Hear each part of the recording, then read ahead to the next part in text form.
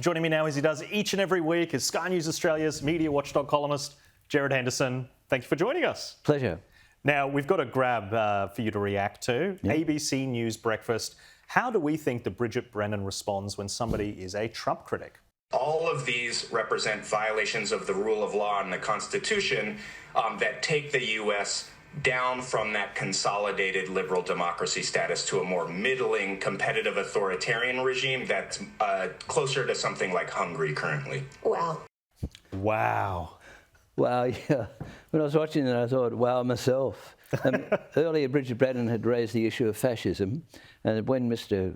Grumbash raised this issue of authoritarianism, she just goes, wow, just what I wanted to hear. It's a bit like the Australian football team had kicked a goal or something. You go, wow, it's terrific. So, well, it's an infatuation with the comments, isn't it? Yeah, it's not. There's no analysis. I mean, you don't say, why do you say that, or I think that's a good idea, or perhaps you might consider this. You just go, wow, like you scored a goal. And, which they do in other cases. We've actually got some examples later on. But normally they put qualifications on if they don't like it.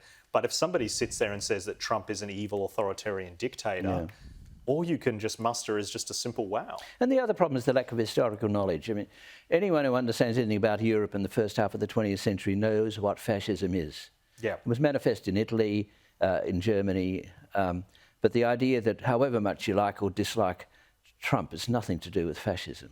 Unless fascism just means someone you don't like or don't agree with. That's probably what it means. We've spoken about this before. Yeah. It's the watering down of the English language as well. And it trivialises. That's why I hate the far right label when it's clearly just somebody who's, you know, more right-wing than them. Yeah. Because far right has a connotation of they're basically Nazis. Yeah. They're genetic supremacists and they want to murder disabled people, yet we're using that word for somebody that maybe has an issue with mass immigration. Yeah. Yeah, well, moving on, Malcolm Turnbull. Yes. AUKUS, obviously, some issues there, but Malcolm Turnbull, they've wheeled him out and he's found it very easy to get a bit of airtime. In fact, you've posted it's time to wake up. Who needs to wake up, Malcolm Turnbull, and why? Well, we need to wake up in Australia. I mean, frankly, there is a denial of reality in Australia. I mean, there is a very high probability prospect that we will end up with no submarines in this deal. Well, Malcolm Turnbull sort of got an open door to the ABC. Whenever he's got a thought, either they ring him or he rings them and he's in. So yesterday on The World Today, he was talking about this, and then he got another go on 7:30 last night. And what no one really put to him with any great strength is that he's an antagonist. I mean, whatever you say about AUKUS, the submarine deal, he's an antagonist because he wanted to go with the French deal, where you'd move a nuclear submarine to a conventional submarine. Many people thought that wouldn't work. In any event, the Morrison government, with the approval of the Labor opposition, went for AUKUS. Now, Malcolm Turnbull's very embittered about this. And he's always happy to have a go at Scott Morrison, who was the former Prime Minister, or people like Richard Marles, who he calls them last night on 7:30. He didn't say the Deputy Prime Minister and the former Prime Minister. He spoke about Richard and Scott and all these sort of demeaning terms.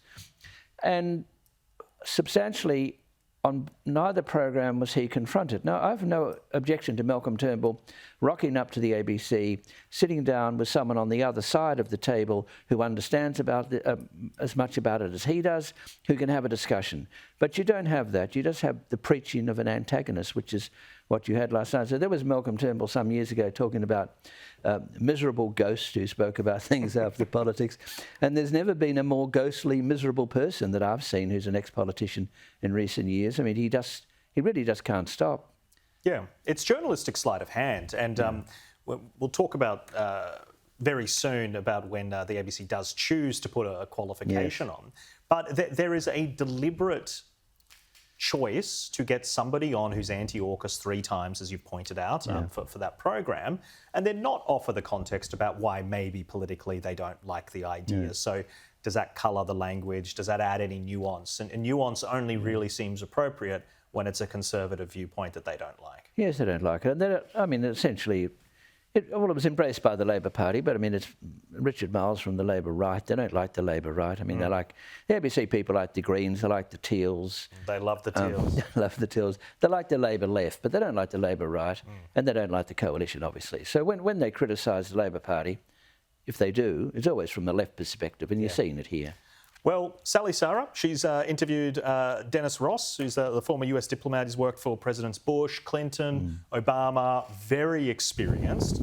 Let's have a listen to see how this interview was handled. But even if there is disruption and theft by Hamas, should the aid be pushed through anyway? I have a problem with providing aid that allows Hamas to maintain its control, because in maintaining its control, the suffering of Palestinians is guaranteed. Dennis Ross, we'll need to leave it there. Thank you for your time this morning on Breakfast.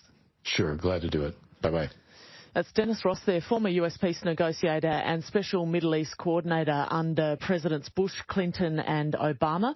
And last month, the United Nations World Food Programme said there was no evidence that Hamas was stealing food aid in Gaza. It's extraordinary. It's to say to the audience, hey, that guest who we just listened to, they're a liar. And there is no evidence for what they were saying. He just made it up. Yeah. He just made it up. Why would you not put the proposition to the expert you're interviewing? Why cut off the interview, wait a few seconds, and then say what they just said is false? Well, this was a very rare experience. I mean, Dennis Ross is a very well-regarded former American diplomat, and here you had a very senior person criticising Hamas. This is absolutely rare on the ABC. And also criticising Hamas as stopping food and medicine getting to Palestinians in Gaza. Which they are doing. Which they are doing. And when Dennis Ross says that, and he knows what he's talking about, you don't really challenge him on it. You just sort of wait for him to go away, and then you come back and say, well, hang on a minute. The UN, which he already criticised, or a UN organisation, says you're not right.